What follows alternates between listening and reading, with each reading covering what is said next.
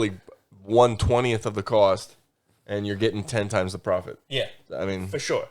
I did not know that many people downloaded fucking. That blew my mind. I've never seen anything like that in my life. They made $1 billion over the course of a year off Candy Angry Crush. Birds. Oh, Candy Crush. Candy Crush. Yeah. Candy Crush.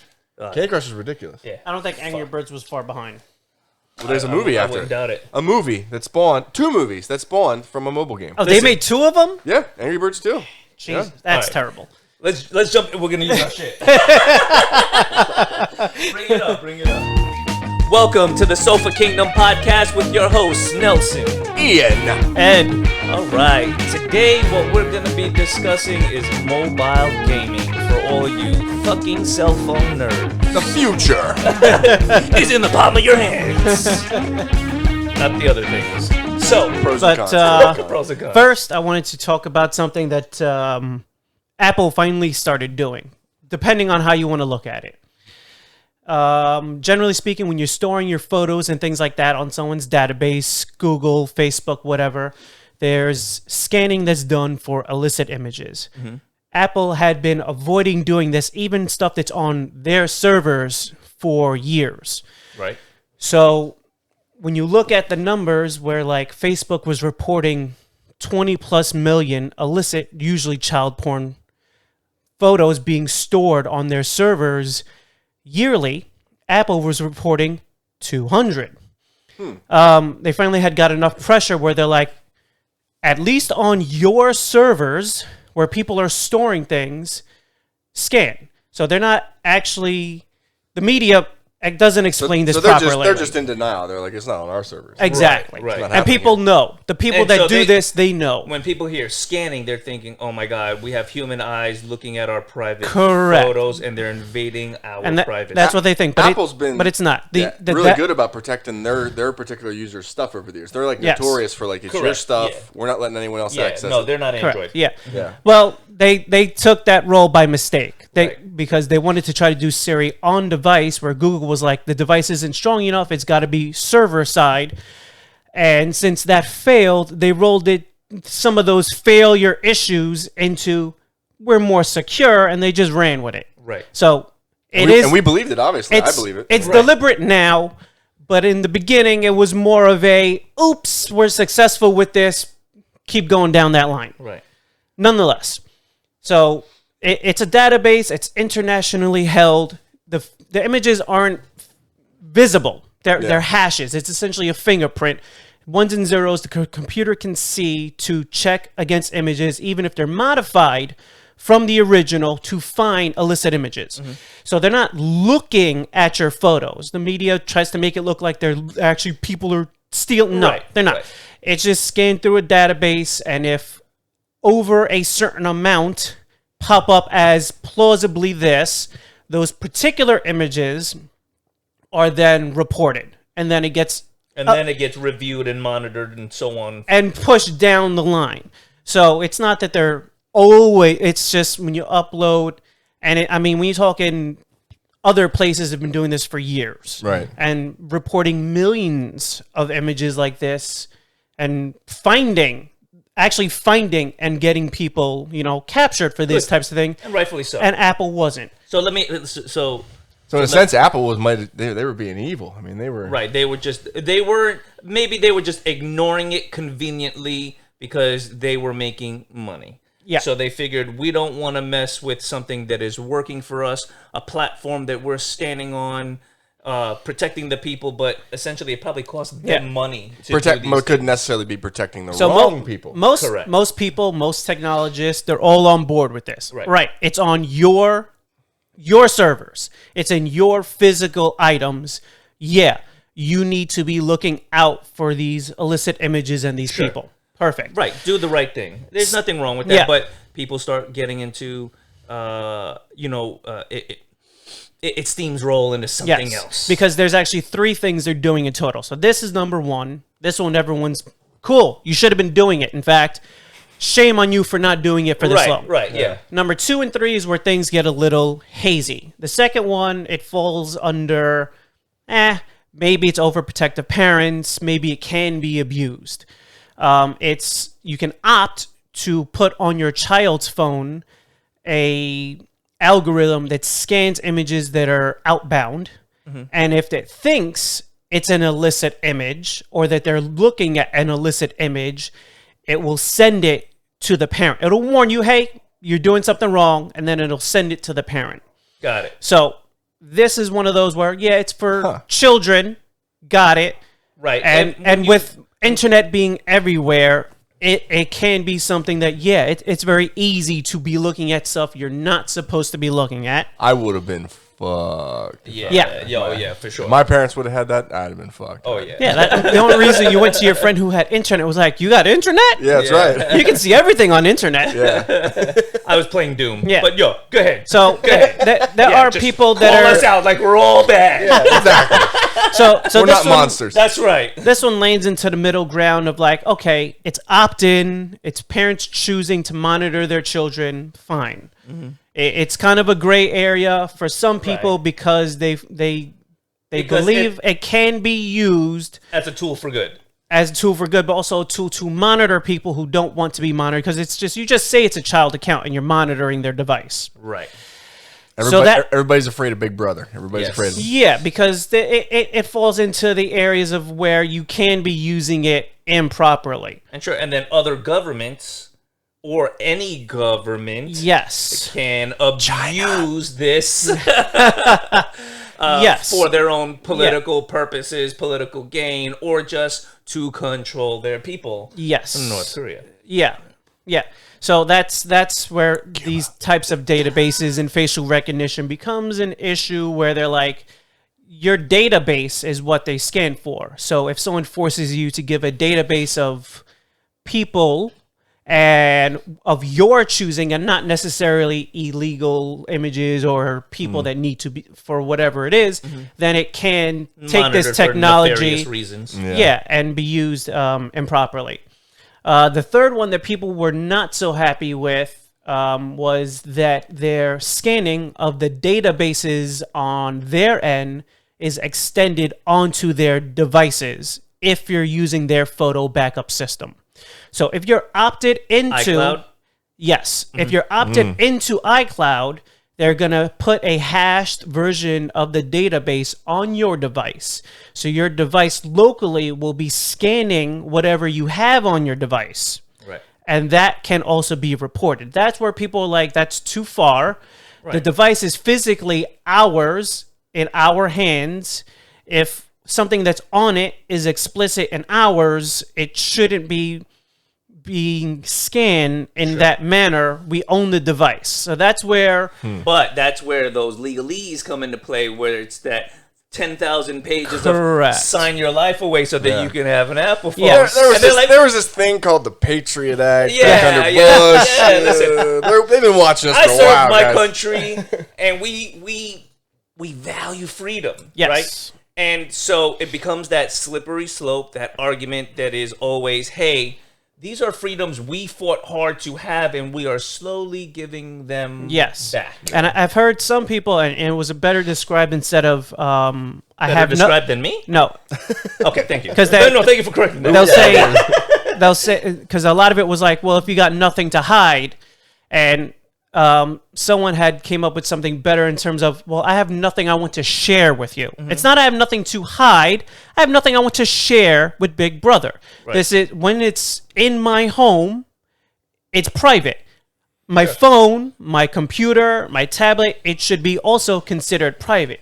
But Apple and some other companies have been very big on, and this is where right to repair comes into handy, is almost forcing your device to be locked by them so that you paid for it and you own it, but the laws they're trying to surround it is that you're not necessarily owning as much as it's almost more like a lease, because they want it to have where if their software's on it, they kind of still own it too, and they could do whatever they want, and you're limited to even take it to a local person who knows how to repair it to repair it. And the right to repair, that's a whole separate issue. We could talk about it on another time.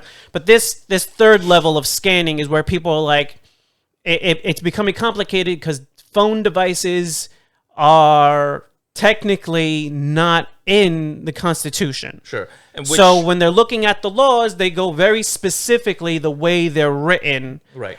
So since the phone itself specifically is not in there, it can fall into a gray area where you see where some cops will forcibly try to get passwords where it's like, no, you can't. But if it's a fingerprint, they can put your hand on, but technically the fingerprint's the password and they shouldn't be allowed to, but depending on where it is, since it's still a gray area and the laws aren't written for those devices yet, and that's where this scanning comes in, where the laws aren't written for this particular use. There's some gray that says no, but it's all in how a judge interprets it. Right. So to piggyback off of that, something that I seen that also is kind of disturbing and political as well.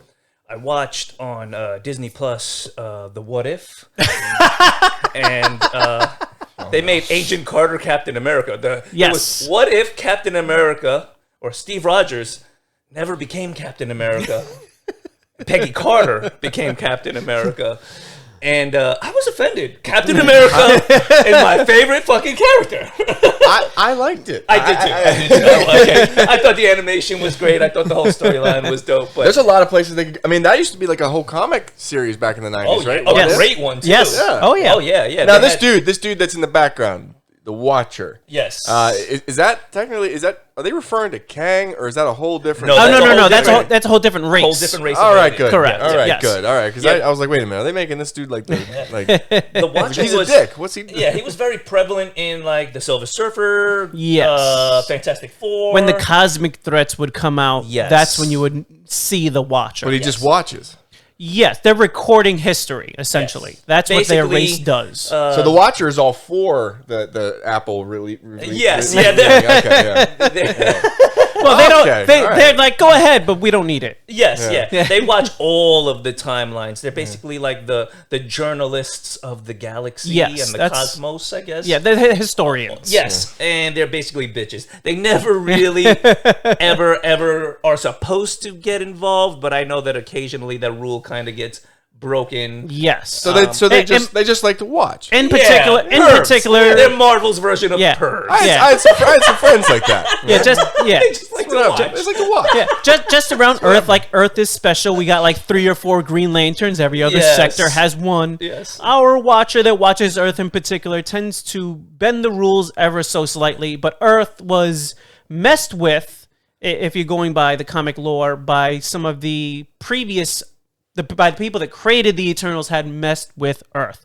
So Earth in itself, in the comic lore, is unique, which is why that's how they explain why humans have so many different ways of getting to abilities where others don't. Right. Because the humans had been messed with and created an off branch of Eternals, and then they created an off branch of the Deviants. We are the center of the universe. An off branch We're so special. Yes. of mutants, and so all of Yes, these yes. little off branches are from the Earth being messed with, in the past in Right. comic history. So Earth has a special place, obviously, in the universe of the comics. Right, like they say in the Three Amigos, a plethora. A plethora. It's a sweater. Which is my favorite line in that whole goddamn movie. But no, I'm really excited about the whole What If series as a whole. I hope they dive into some of the comic book favorites. I know that they're probably planning on doing the whole zombie What If. Yeah, I saw the trailer. There's like an episode definitely coming up with that. Yes. Yeah, Definitely. they had some really good ones. They had one comic, I think it was like What If Deadpool killed all of like the Marvel universe. Yeah. It'd be nice if they jump into those, but I think I don't think they can. They're going to. I think they're going to stick into the characters and the timeline they established. As much as the What If comics have some great ideas, they may take some and blend them. I think they're going to use that to play off the multiverse with Kang, to play off the characters and the timeline that they have What's to expand relevant it. into this next phase of the Marvel Yeah, universe. that was my question, because when I saw him in the background, it says I am the Watcher. I was like, oh, is that Kang? I figured I was going to ask you. Now he's just some cosmic pervert. Kang All right. the Conqueror is a totally different kind of timeline genius. Yeah, He's just an evil genius. And Kang's I'm got sure- a dozen different names. Yeah. So, like, we'll probably touch on him a lot. Yeah, Throughout the coming years. even the Kang that they presented us with was an amalgam of various Kangs. The one who remains. Yeah, the one who remains. Who in the comics is usually somebody different. Not a Kang, but sometimes a Kang. And this one, he was kind of a mix of Kang and the Immortus persona, and a little bit of like the older version of Iron Lad, where he was the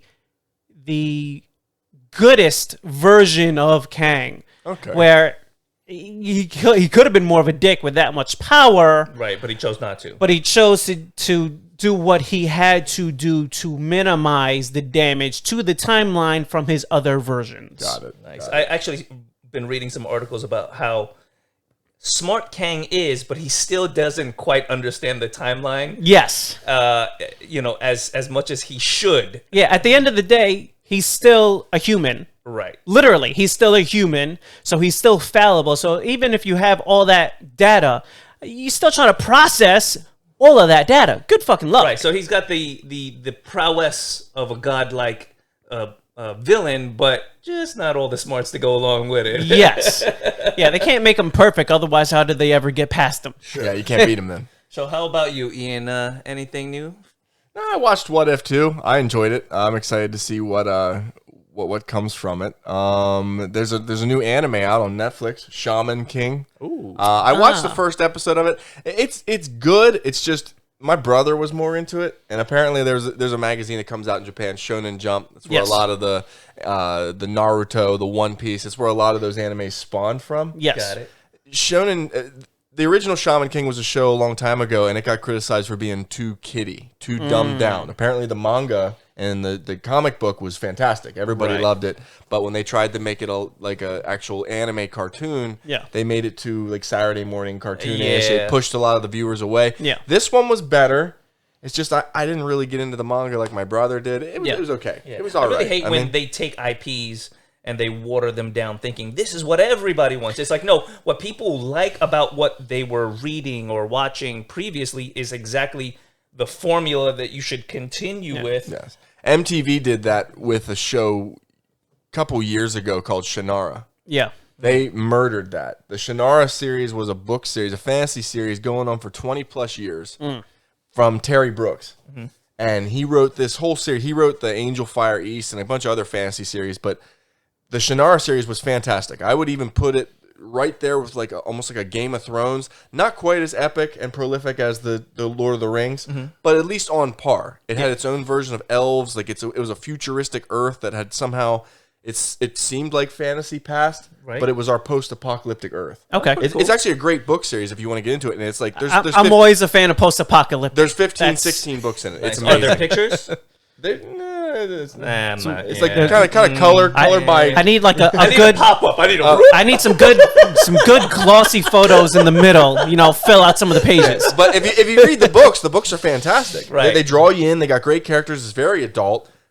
The MTV show, it was like a teen love. I was like, Jesus, they bastardized it. I was so pissed. And that's very common with anime, because a lot of anime, especially when it first started coming over, was targeted towards kids, like Sunday morning cartoons, which in Japan they're not.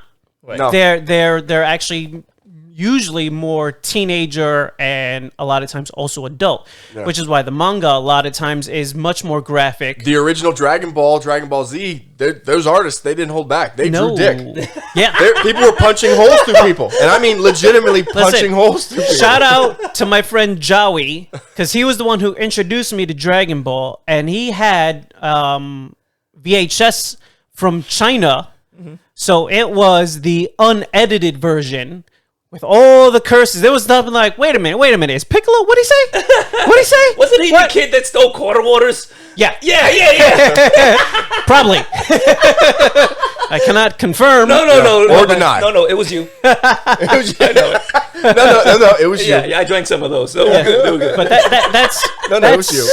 Standard fare. Even for the ones that they don't water down for children, there is translations that are lost just culturally from Japanese to American. So some of the shows, even if they transfer from page to screen image exactly, just the translation from Japanese to American can completely change the tone of the show. Yeah. Because culturally, it's a different view. Yes. And they want to see things. The audiences.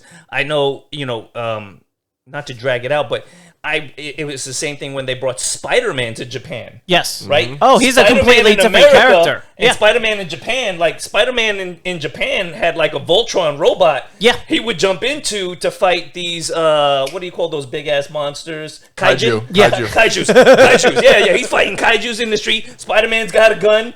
He was completely domesticated. He had a whole family, like sequences of going back, taking care of spider kids. The Japanese people, they got to fight off giant monsters on a weekly basis. Yeah, So, they love their giant monsters and giant robots. Yeah, well, Yes. Oh, them, Gundam, how many Godzilla, Gundam Gamera, shows are there? Evangelion. For them, their market was, we make a show, but we want to sell toys. Yes. Yeah, so it was really how much they can make off of everything commercially. But it was actually a pretty interesting version. You ever see Spider-Man. you ever see the anime version of the X-Men? Oh yeah, I've seen the animated Wolverine, which was solid. It's pretty dope. It was damn good. I seen Yeah. animated Batman Ninja. That was good. Dope. That was good. I gotta see that. Yeah, no, they made. There's an anime X-Men. They made animated. It was Wolverine. They did. It was X-Men. There was a couple of them specifically for the Japanese audience, and they were excellently done. That's I mean, Wolverine wasn't like 5'3" anymore. He was like Hugh Jackman, 6'2", but he was still Wolverine in his attitude. After Hugh Jackman played Wolverine, they're like, I don't know, maybe Wolverine is too short. Just as long as they don't make him, a 3-ring master of a circus Wolverine, I'm okay with it. Because Hugh Jackman, you fucked up with that movie. Well, he does Nelson hates musicals. I absolutely hate musicals. I do. If you go into his background, he does have some minor animal communication kind of senses. So when he goes feral and he's running with wolves, he has a level of like understanding with them. So he would be a very good ringmaster. I reject this. Well, most It's canon. I reject this It's wholeheartedly. most short furry Canadian guys can talk to them. So It sounds about right. All right, I'm back with you. All right, all right. So let's jump into the meat and potatoes of we the still podcast. haven't touched on today's subject. We haven't. Yes, that's what I'm saying. Yeah. Big brother watching our phones. Yeah. We were going into mobile gaming and all things mobile gaming, and that used to mean things like Game Boy, which Nintendo has straight dominated mobile gaming forever, which we could touch on at some point. With the DS. Yep. The Game Boy. Oh yeah, no, there was undisputed champion of mobile gaming. Six versions of the Game Boy, 4 versions of the DS, 4 versions of the 3DS, and 3 versions of the Switch. Nintendo has dominated mobile. When you look at how many versions of the PSP? 3. Okay. 3. and Sega successfully did 1 because let's be honest, nobody had the fucking Nomad. They did 2 consoles. Nobody had the Nomad. I didn't even know the Nomad existed. Yeah, the Nomad essentially played full-size Sega Genesis games. Holy shit. So it was a big boy like... So it was like carrying a boombox on your shoulder? It was like the size of the Game Gear, but you had full-size... Right, so it was like carrying the original cell phones that were like a brick out of your house. It was a skateboard. Yo, I remember those guys were cool too. Like back in the day, like, hey, you got a cell phone. He's like, hold on, let me get my backpack antenna up. Right. Yep. Like a World War II radio guy. Go Joe! Go Joe! We need artillery. But mobile gaming now, it's billions of dollars and billions of players, and really it started with Farmville and Zynga. Wait, so just to be on clear, Facebook. Mobile gaming just isn't cell phones. Then you're saying mobile gaming definitely crosses over into multiple platforms, handheld games. Yes. Yeah, because mobile gaming used to just be Game Boy. It was Nintendo. Mobile gaming was... Everybody keeps trying to jump in, and I got some other like GDP and the Aya and the Steam Deck that's trying to get into mobile gaming, but they're trying to hit a different segment of mobile gaming. They're making handheld PCs, so they're trying to give you a portable PC. So they're trying to make a new segment of mobile gaming, but in the normal day-to-day, the casual of mobile gaming, that's essentially your cell phone. And that really kicked off with those really shitty, annoying games. Everybody trying to sell you some fucking thing on Farmville, or somebody trying to make you join their mafia on Facebook. Yo, fuck those people. I swear to God.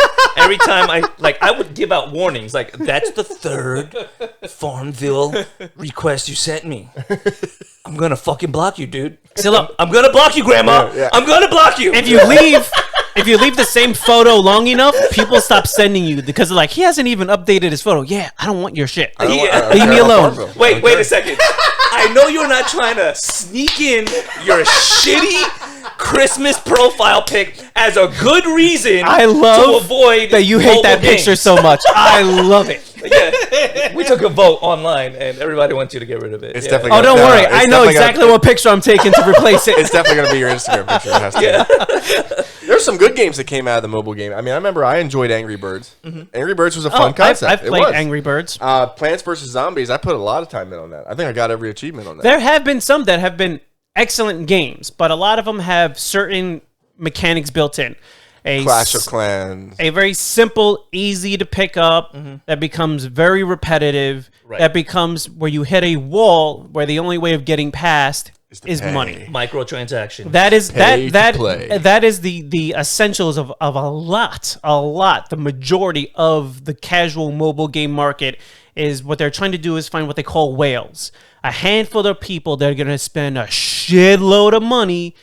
And that's where the company makes them. So they're aiming at those people. So it has nothing to do with weight.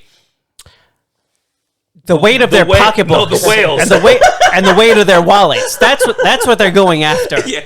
No, but and that's exactly like I would play I played Marvel Contest of Champions. I played the Mortal Kombat version on my phone as well. Yep. I never really got into the Angry Birds or the Candy Crushes, but I didn't because I knew like I love to game and that if I get into a game I don't mind spending the money. Yes. So even when I was playing Marvel Contest of Champions, it got to a point where I'm like, oh shit, I spent $50 this month on the game. Yeah. I deleted it from my phone at that point. I'm just like I don't have the discipline to ignore it, so I have to get rid of it so that I won't. Yeah, there's a bunch of them into it. I will play, and they have very similar puzzle style Tetris-y mechanics. And as soon as I hit the point where it becomes very clear you can't go anywhere forward without having to spend money, that's when I hit the delete. I'll enjoy it for what it is while it's going, killing time, sitting, waiting for whatever bullshit. You're at a doctor's office. As soon as it hits the, like, no, you clearly can't get any further. Post a link to your bank account. Pay me? Yeah. Nope. Fucking goodbye. Link your PayPal. Was Angry Birds like that? Because I've never played it. Angry Birds, I mean, I'm sure you could, but it was just fun. I mean, you shot different types of birds at these box setups. It was birds versus pigs. Yeah. It was the simplest concept ever. And I used to talk shit. I was like, why the hell are these kids playing this? And then, but there'd be like a big fat ass bird you could fire at. It was actually drew you in. Yeah. And Plants vs. Zombies was amazing. Yeah, neither of those. Don't let the zombies get to the house, and there were different plants. Yeah, I've played them, and I've never run into a point where you couldn't strategically work your way past that level. That was the big thing for when I would play a mobile game. If I would play, it was always the strategy aspect of it. It'd be like a tower defense game. It'd be something like that. Because my biggest problem with the mobile gaming outside of the consoles, because I'd love the handheld consoles. Yeah. But it's so hard to play on a phone. Sure. My thing is I would get emulators and I would try to play these games that I grew up on. And outside of like the turn-based RPGs that I love, the JRPGs, it was hard to play certain ones because it'd be like, all right, now enter this password. Right. Or you try to play like a Mega Man Legends where you have to turn, use the and split-second timing doesn't work. You cannot do that. You can't. Like, there's no way to accomplish certain things. And that's where, like, you guys were telling me about the controllers they're making to go with these mobile games. Yeah, they're making some new peripherals. Microsoft is going hard with the mobile and the streaming gaming. What's PlayStation doing? Crickets. That's what they're doing. Wait, actually. Nope, wrong button. Nope. It's here somewhere. Dude, you're fired. Get the fuck off the pad. Get off the sound machine. He's like, fail. Damn it. Fail. Damn it. It's here somewhere. It's there. Right? No, you got it, bro. No. We stole the sound. You're just like PlayStation right now. You have nothing to give. Nothing coming down the pipeline. I think I removed it for our outro music is what happened. Yeah. We just gotta change it at random weekly. Yeah, just to fuck with him. Yeah. No, but I don't think PlayStation has released any information as to what they're doing and where they're going. They may be trying to play a strategic role because they already seem to be losing the console wars this time around.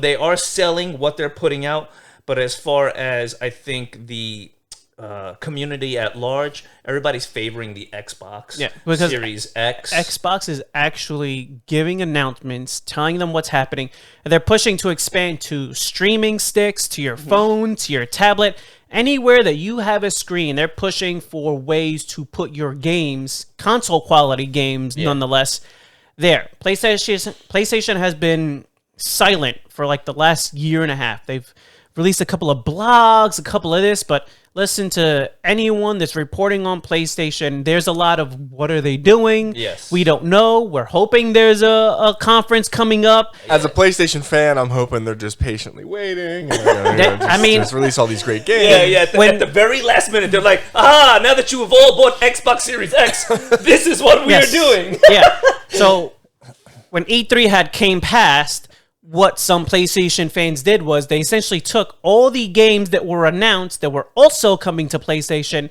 and they cut that together as like the PlayStation trailer, because PlayStation did nothing. They're running on a very old mindset. One could say they're running off of Steam.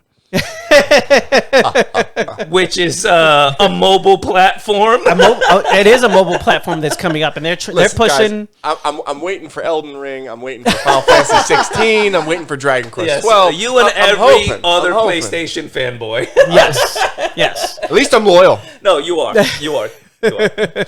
I mean, PlayStation has definitely got steam behind them these last couple of years and generations, which people are hoping and holding on to.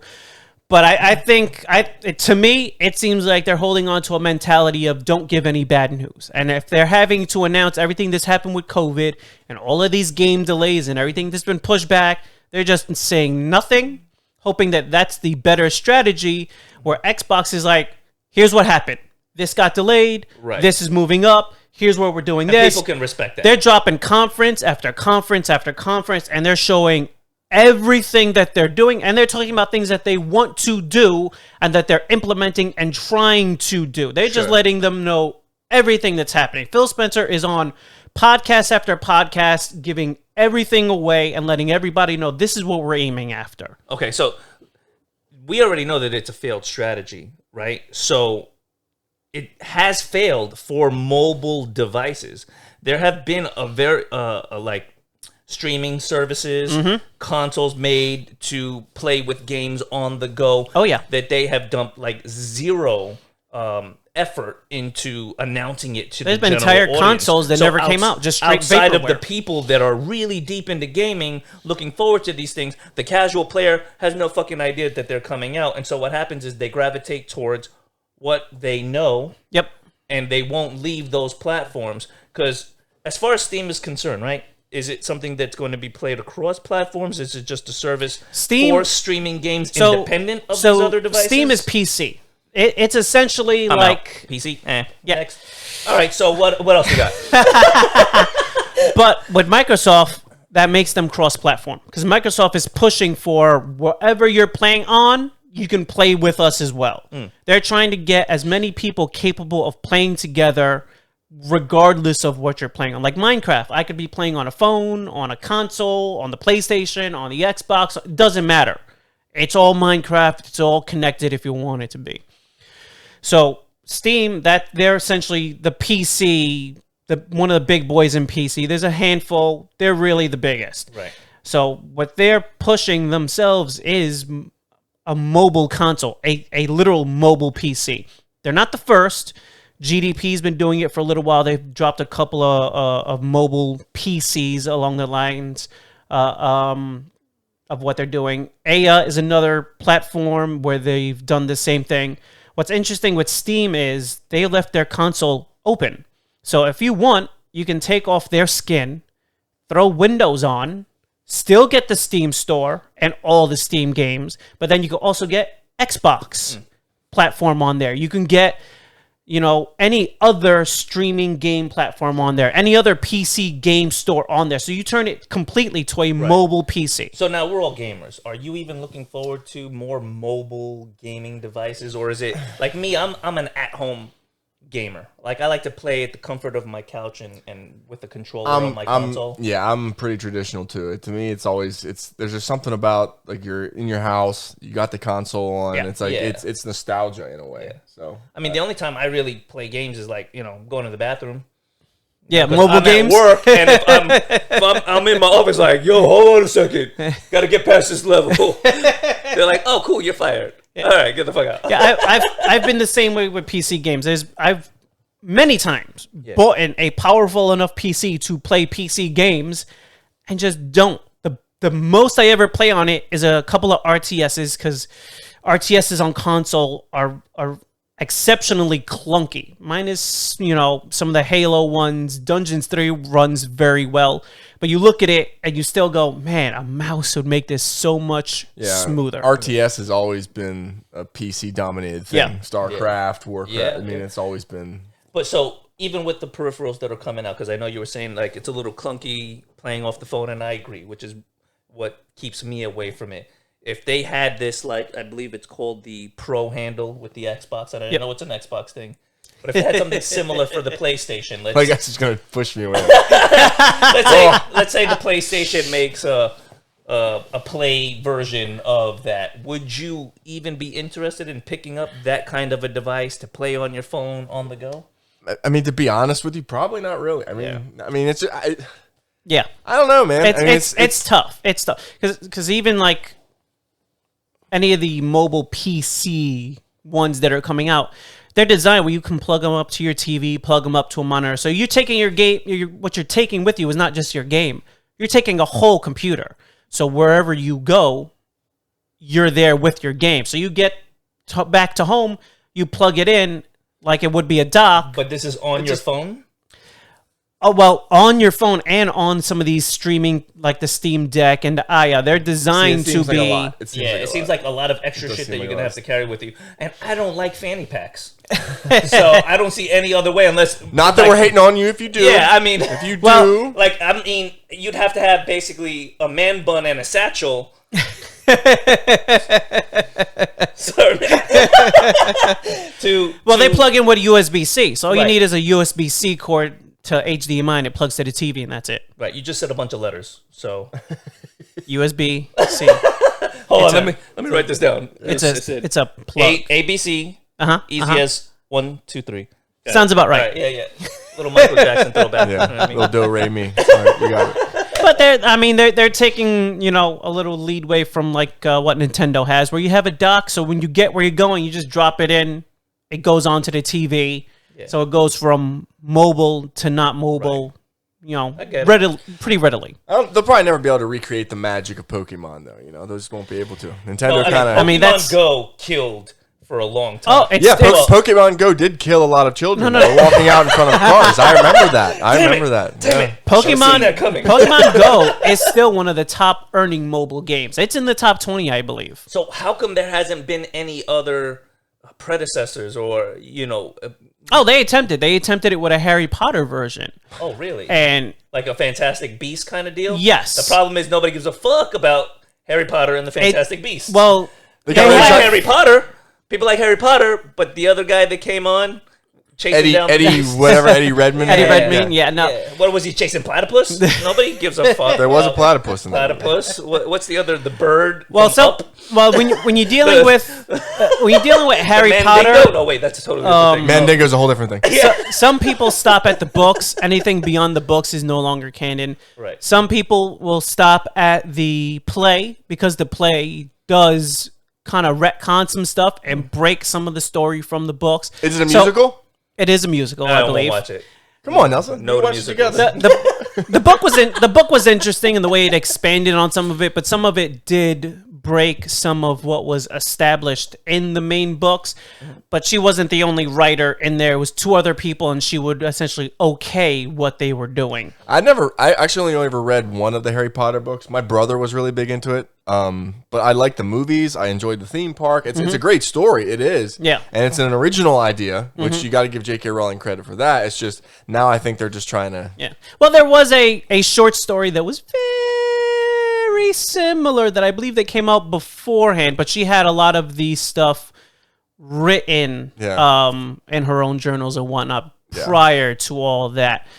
But yeah, it's one of those, like, there's a line where some people are like, we end at the original book. Some people are like, we'll take the movies because she was very important in writing the screenplays for the movies. But at some point, they had owned the rights. So if she didn't take a large portion into the writing, they were going to write whatever the fuck they wanted. Right, and they would do the George R. R. Martin thing and just fuck up the correct. rest. Oh, he's never finishing those books. No, ever. No, but he's so brilliant. It's like, when you watch the first couple of seasons and then you get to the last one, you're like, man, I could see how this one man played such an integral role with the interweavings of the whole storyline that when it gets to the end, they have a team of writers and they still couldn't quite bring you the same magic. As much as they tried to even bring in him and tried to help guide and steer it, it loses that personal touch of one person typing away on that old ass computer system that he uses. If you ever see it, it's fucking ancient,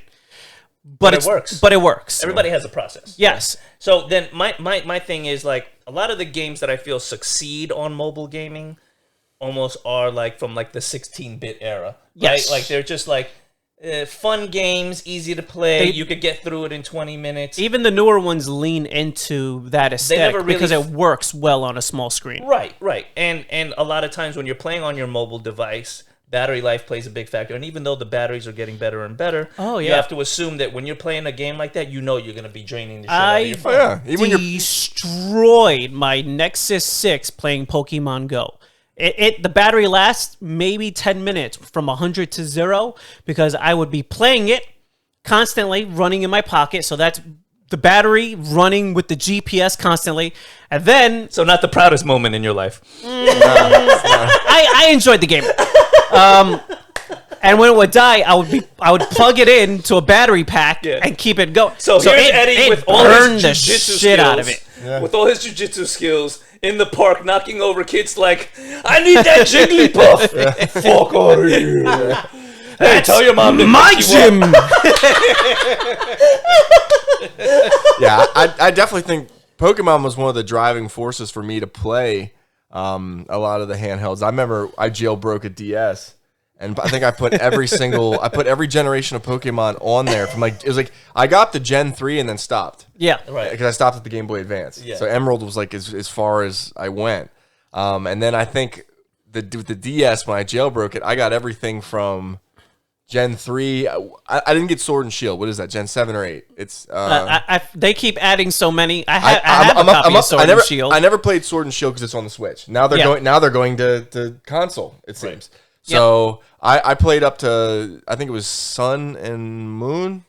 It's one where you're in Hawaii. Anyway, it was the Alolan region they call it. Yes. But anyway, I that's the one driving force that got me into mobile games was I wanted to catch up with Pokemon. Honestly, I'm probably on the outside of mobile gaming because the Game Gear was my favorite handheld device. And I think maybe, it was the age had something to do with it. Like, I didn't mind. Like, I felt fancy with the big-ass briefcase or all the little cartridges and the little plastic boxes. Well, you got to remember, like, the Game Boy was still, like, that green and black. And then you had a color screen. So it was like, you felt like, man, like, this is big, but it's in color. Listen, you felt like a doctor. You're like, hold on a second. Take out the console, need the magnifying glass. Got a third light. Hold on a second. Fans, jetpack, ready to go. What are you playing? Tetris. In color, though. And no, it was the Sonic was a great game for the mobile gaming. I enjoyed their version of Sonic on there. And they had some other games that were fun. But, like, the DS was more of a my daughter's thing. She enjoyed it. Because, again, I think... For me, maybe mobile gaming on the fly is fun, little fun games. I can play in 10 minutes and be gone and be done with it. but that age range where you have the free time to play and you're going to a friend's house or you're in the car while your parents are driving and you can play a mobile Especially game. with the way some of these mobile games are designed. They're designed for you to keep playing nonstop. The only way to get ahead and stay ahead, because they're designed to be so massively multiplayer, the only way to keep up with the people you start with is to be playing more than them. That's it. Pay money or play more than them. And see, that's where I think that they're going to stop with making the actual handheld consoles, and why they want to switch over into mobile on your phone is because they can charge you. It's a monetization thing. They can make a lot of money. They make millions. Candy Crush. How many downloads? Oh, Jesus. When we were doing the research for this and we were trying to figure out, okay, we're trying to, because my knowledge on mobile gaming, I think maybe like yours was probably limited. Yes. Fucking, they made $1 billion in a year? That's In a crazy. year of fucking Candy Crush. Yeah. It's like Down syndrome Tetris. What the hell? I mean, it's what the hell? And 2.73 billion downloads? That's a third of the planet. It's insane. It definitely blew my mind too. I didn't know that it was that prevalent. Oh, yeah. Or that many people were spending, and those are adults, right? Oh, yeah. Candy Crush is adults I cannot spending tell you. adult money on magic swords, basically, or Oh, yeah. bejeweled special. I don't know. I haven't played the game. Working in the Candy mallets or whatever it Candy was, right? mallets? Yes. Working in the medical field, I cannot tell you how many adults come in for their visit. They don't even talk. They walk in, like you call their name, they walk into the office, they're fucking playing Candy Crush on a tablet. Yeah. They're an adult. They're a grown-ass man playing Candy Crush. And he's just sitting down, I'm like, sir, how's your knee feeling? Oh, it's good. I'm like, oh my God. Is it because all the endorphins are being released into your body at the same time? It's like, I can see you Level playing 30? Candy Crush. Your CMC arthritis is obviously better, sir. But see, those kind of platforms, those kinds of things scare me. Like, it's like when I'm playing on the console, like I've stopped buying like EA Sports games. Yeah. Because they force you to spend an exorbitant amount of money to get what essentially used to come in the package for the $60. I've said it many times. Everybody now, they want you to get their Game Pass, their Season Pass, their Battle Pass, whatever it is. Your $60 wasn't enough. They want you to keep paying year after year more. You just bought the game, good. Here's another $40. We need you to not even get content, but you're gonna pay $40 for the privilege of grinding to hopefully get to the gun at the end of the content that gives you a little bit of an advantage that we're gonna nerf as soon as the people that didn't play complain enough. And good luck finding a game that doesn't have payable DLC. I mean, everything, almost every game has like, okay, well, you can get these costumes, or there's a couple side quests, but they're going to cost you $9.99. Yeah, I'm a huge fan of Assassin's Creed, and I'm interested in what they're gonna do with the next one because they are talking about making it a live service game. So a lot of the talks is they're taking all of the different worlds they've created with Assassin's Creed and all of that story and putting it into a singular package. But I'm tired of every game has to be a live service game. God damn it, make another Grand Theft Auto. It's been 10 years. But they won't because it's a cash cow. You've got the money to make the next Grand Theft Auto better be fucking spectacular. Yeah. You've had so much money and so much time. That game better be the greatest fucking game You know ever. what they could do? And it better be on the PlayStation. Probably won't. But what they can do is they could take from the Fast and Furious franchise and they could launch people into space with their cars. That might bring me back to the game. I don't know. Tyrese in space with Ludacris? There'll definitely be a billionaire in space side quest in Rockstar's next game. There has to be. It seems like real billionaires are fulfilling their own side quests. Oh, yeah. Oh, absolutely. Flying themselves into space now. The only good thing about all this casual gaming is already established AAA casual games, especially over COVID, people have been picking up. So games like Stardew Valley, Animal Crossing, The Sims, these very much more casual, play at your own pace, exploratory games, a lot of people have been playing. And I have seen some of that game style actually coming to mobile. Okay. It was Tiny Veil, which I seen, which it's an RPG. It looks like it's everything from an RPG without actually having to fight anything. It's all the exploring, it's all the talking, it's all the towns, and it's all of that without the stress of having to figure out a battle system. Right. But now, isn't a tiny veil what you use when you get out of the shower? Oh, yes, absolutely. Just Don't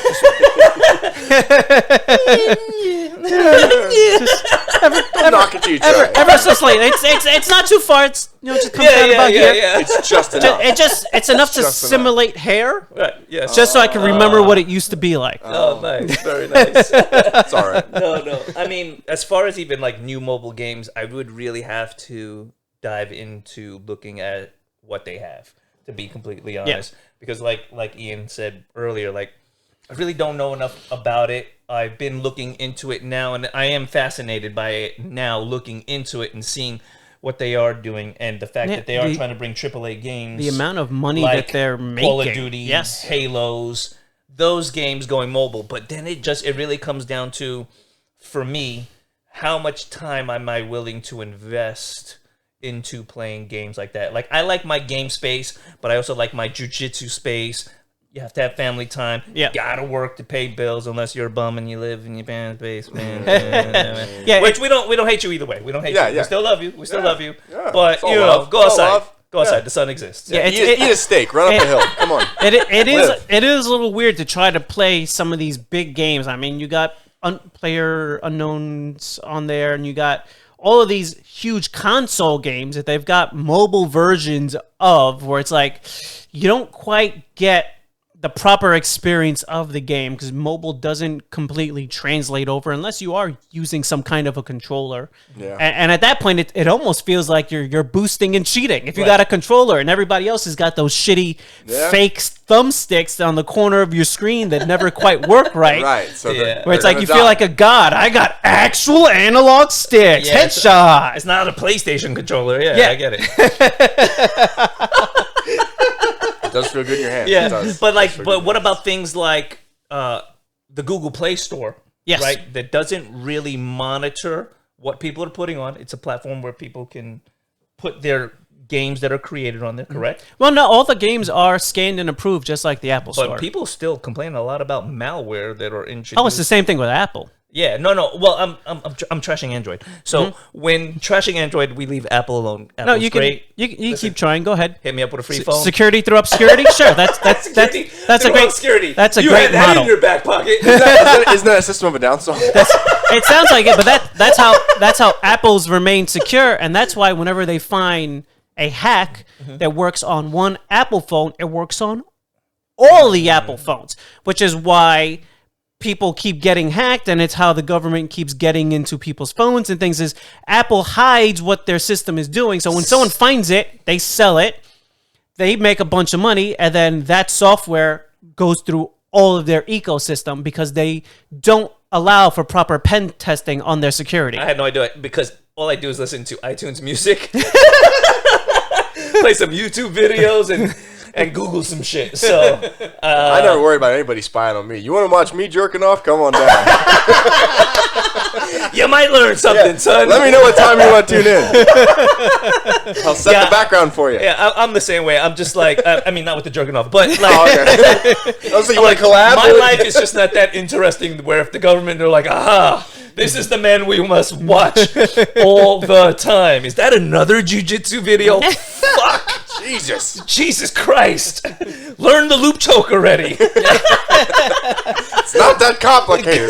Grab. It's like, I can do it. I have learned it through spying on you. Yes, that's right. Well, you know what's interesting is a lot of people have the same kind of feeling where my life's not that interesting, but these not that interesting people is how most of the hacking into these large corporations have been recently happening because they like to use the same name and password across all their platforms, including their work platforms.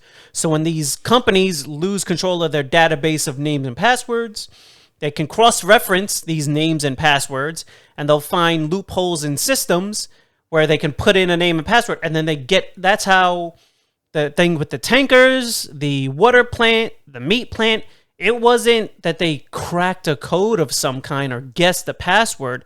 They found an employee. They played a mobile game. They found where he worked.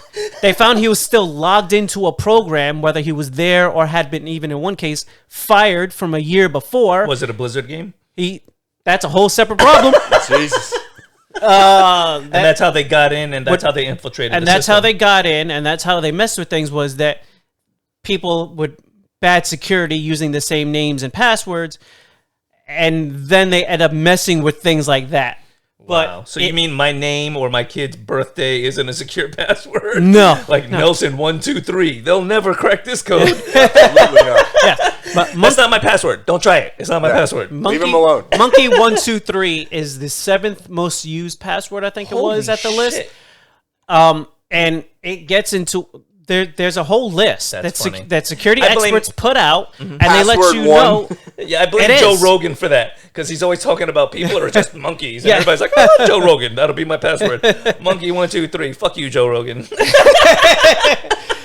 I'm just kidding. But that's the way a lot of these places have been getting hacked, is they've been finding programs that are open, still running. Why these companies allow you to do anything other than just monitor and allow you to actually manipulate the systems is ridiculous, and a whole separate talk. But finding these, like with Equifax, where everyone's shit got leaked. Yeah. And you're on Equifax, every fucking body is, you have to be. Right. Got credit, you're on Equifax. They lost your shit. So if your name and password was on there, it's now on somebody's list to be cross-referenced on a database, and they go, if you use the same name and password, they get into all your shit. So it's not that they can't get into your shit, they just haven't bothered yet because you haven't been useful enough. But if you work at a company, right, then you are useful enough. You are now useful enough. So let me ask you then, is this a concern in mobile gaming? Because are people logging into these large areas where they're downloading these games? Oh, absolutely. And who's connected with these mobile games? Like, who's to say where they originated from? Exactly. Yeah. Like, did China create Candy Crush? Like, right. I mean, what are we I know talking I'm about not coding anything. So if China's like on a what's that mobile phone that they were trying to infiltrate? Oh, the Huawei. The Huawei, like they're like, here's a free Huawei with Candy Crush. Yeah. You can have it for free. that wasn't a Chinese voice. That was, of course not. It wasn't. That was a slightly accented American man. Yes. But that's the From way Louisiana. That's the way a lot of that's been going down now, is just people finding exploits in a system where they could see what programs are on it, pop in somebody's name and password. So you're like, yeah, what do I got to worry about? You're using the same name and password everywhere. Well, whatever your company is up to is what you got to worry about. So back to the mobile gaming. Is there any recommendations on like a new gaming phone or mobile gaming device that you've looked into that you think is worthy of investing in? Republic of Gamers. They make a handful of gaming phones, and they're monstrous. They're literally have fans in them for the cooling solutions. So does this make like a fan noise, like when you're walking around, like? Are you gaming again? No. It does have. It has a very minimal. I believe their last one actually had 2 batteries in it, so you can double charge it. Holy shit! To get it to go charging so faster. Then but weight Razer has got to be a concern. Razer also makes some gaming phones, but a lot of them are crazy specs. And if you're playing something like PlayerUnknown Battlegrounds, or you're playing something like Minecraft, which can be pretty resource heavy on some of those things, yeah, maybe they're useful. Right.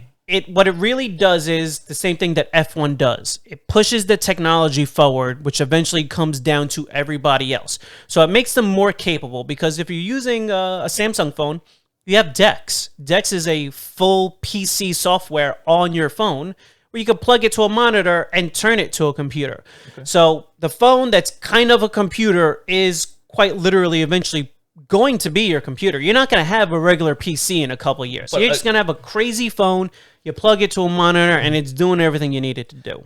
Are you willing to switch from the phone that you're comfortable with to another phone that could potentially have a fan and some heft and weight with dual batteries to just game on the fly? I don't care enough about mobile games. I don't think I would do it either. Yeah. I'm with you. I'm out. If I got my social media and everything, and I can take pictures and call people, text, and I love games. I'm all for the advancement of the technologies, but I think it's a far cry from what I'm willing to pay the extra to get the phone or deal with. I like the sleekness. The phone is big enough already where I don't need something on a sling to play my games on the fly. But yeah, for us, that's fine.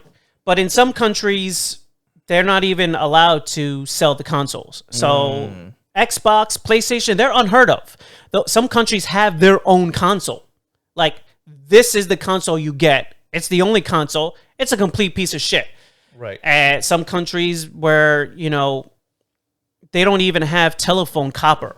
They went straight to mobile. They went straight to wireless technology because they were behind in the times, never had got proper copper installed, and just went straight to phones. And the phone is everything. The phone is your computer. Sure. The phone is your bank. It's your lifeline. It's your lifeline. Like, there's countries where they don't have proper banks. What they have, though, is phone minutes. And they use the phone minutes as currency to buy and trade. Because the country's currency had inflated to the point where you're running wheelbarrows of it. Because it's so worthless that you need that much to buy your groceries. So in turn, they started using their phone minutes as a way of trading currency. So their phone is everything. So in countries like that where you can't get things, but your phone is everything, yeah, those mobile games, that is their entertainment. The mobile streaming, that is where they get their movies, their television, it's their communication. Right. It's literally their money. That phone is their life. So yeah, it might seem trivial to have these big AAA games for us, but for those places, that's all they get. That's all of everything. Their world is in their pocket. Honestly, it's something that I didn't even consider until you just brought it up, because I wouldn't have even thought about it. And it's just a testament to how great this country is, that some of the luxuries that we have, we don't even have to think twice about it, whereas other people are struggling just to have a small taste of those things. Yep. So, I mean, that's dope. I think that's cool. I know I heard it was a while ago that they were even trying, I don't know if it was Elon Musk, where it was like they were trying to do like drones or blimps. Starlink. Where they were trying to... He's still doing it. They were trying to get like Wi-Fi. Google was doing, not blimps, but they were doing high altitude balloons. So Zeppelins? Sure. Why not? Yeah. It was Project Loom. Damn. Well, bring back the Zeppelin. Well, believe it or not, during the hurricanes that destroyed Puerto Rico, Project Loom is what gave connectivity.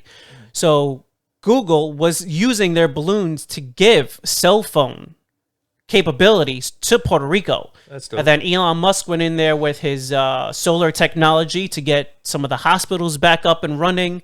So some of these kind of far-fetched projects where the government kind of failed, gave aid, and when everyone turned their backs, they took it away and left them stranded. Google came in, Elon Musk came in, and they took these really, star-shot projects, and they brought them in there, and they gave some semblance of the world back to these people to get them running again. And that's what the technology should be used for. But Starlink is still going. He's still putting up his satellites, and in some places, even in America, that are rural. You got places in, Colorado, places in, like, Utah that are small populations spread over a very large area. Their internet is still essentially dial-up. We have high speed. They still got to deal with that AOL online shit? Exactly. That's why AOL is still around, because in some places, you don't have even a cable internet. Okay, so they get satellite, which is incredibly expensive. The next thing that's now coming around is Starlink, which is a lower latency, because it's a lower to orbit satellite, and it's better prices. So it's not Skynet, though, right? They're not going to send in the Terminators. No, not yet. Skynet, actually in China, the dissidents is what they call the government program. They call it Skynet. You know all this shit. I do a good deal of listening to other podcasts and news and things like that, but it's hilarious because that is what they call it over there. The Chinese government, the surveillance programs that they're running. It's always a common fucking theme. It's always China. Listen, everybody was waiting for somebody to do something big enough to point to and go, Skynet. You crossed the threshold first. Congratulations, it's yours. Right. And they're like, you know what? We'll double down. Yeah, it is Skynet. What do you think about it? It is Skynet. And here, I have this mobile phone. Candy Crush on it. Take it to your house. I mean, for me, right now, mobile gaming is still on hold. I'll play like a little game here and there, like I said, but I guess for the speed at which my life moves and the other interests that I have, mobile gaming is an afterthought. Yeah. And when I do have the time to play a game, I like to just jump on my console. I like to sit down. Same thing with the PC gaming. It's like I for years I bought high-end PCs to plausibly. I mean, at best, I played Morrowind. That was probably the only game I really ever actually played on PC besides RTS games. And a lot of it's gone away now with Steam, where they take care of a lot of the issues of the drivers and the compatibility and all that other nonsense. But when I want to play a game, I want to be able to sit down, relax, turn it on, and not have to think about, is it going to work? I want to press power, look at my screen, and it just works, and that's it. I don't want to be thinking about viruses and my drivers didn't work, or I gotta update the controller schematics, or the fucking key on my thing. I don't want any of that shit. It's a stress relieving thing for me. It's like at the end of the day after work or whatever, you just need to escape for a little bit, fire up your system, and then just dive in. Escapism is a big thing, and when you're doing it on your mobile phone, it's kind of, for me anyway, and probably for you, like there's an element to it where it's like, you're still around and traveling with it in your hand, like. I need that peace and quiet. Shut the lights down, turn the surround sound on, and I'm in. I'm immersed. Yeah, that's how I like to engage with my gaming. I like to get lost in it for a little while, and then boom, I'm done. Yeah, I mean, when I got the Series X, I was planning for it. I upgraded my TV, I upgraded my surround sound. I got the couch sitting with my chair dead center for it, with the speaker right here, the other. Perfect. I got it set so where I'm sitting, it's right in the fucking center. Perfect. Hey, I'll wear it all day. If it is going to enhance the fucking game, go for it. Fine. Is that the one with the ass cut out? Yeah. It has to be. It has to be. If it's going to be the ones that you need the proper one. You need that Winnie the Pooh jam. Yeah. It's the Japanese Spider-Man one. Not allowed in China. Yes. All right, so I guess in closing, for me right now, still, even in its current developmental stages, I love it. I love what they're doing, but mobile gaming for me, still a hard pass. Just I'll stick to my PCs and my consoles, and more actually Xbox Series X is where I'm leaning towards this generation for my gaming needs. How about you? Outside of my jailbroken DS and any kind of console, handheld gaming, I mean, I don't do too much other than an emulator on the phone now and then. I'm still a console gamer. I'm with you. Yeah. I mean, the mobile games, same thing. Other than a quick time filler, I have a Nintendo Switch. I barely play it. Right. I have games that I intended to play on it that I never got around to even finishing because I don't take it around with me. I don't. Yeah. It ends up being just another large object, no matter how compact they are, to carry. And even the ones on the phone, like I said, time filler, 5-10 minutes, whatever. I got other shit to do. I can't sit here for hours playing on my phone. Yeah. So I guess in closing, if you need a device that can double as a weapon, because they're probably going to be extremely heavy with lots of fans, I say stay to the gaming at home. All right, Eddie. Close this out. All right, ladies and gentlemen, thanks for joining us at the Sofa Kingdom podcast. Don't forget to follow us on social media. You can find us at Sofa Kingdom OFC. Look us up. That's right. Tell your friends, pass it along, and like, share, subscribe, comment, all that other shit that everybody else already tells you to do. Just don't upload anything to any Chinese websites. Stay away from mobile gaming. Have you been listening? They're just gonna take your money for magic swords.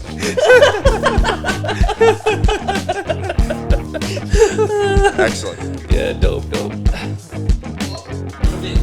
Informative. It was. I liked it. Yeah. Hopefully someone learned something. Yeah, there was a couple of things. I was surprised that I was like, oh shit, you know what? That makes sense. I am That's surprised why how they're much tapping into shit these more Ed things. knows. Yeah, that's what I was like. How do you know all this shit? The video camera's gonna catch me just going.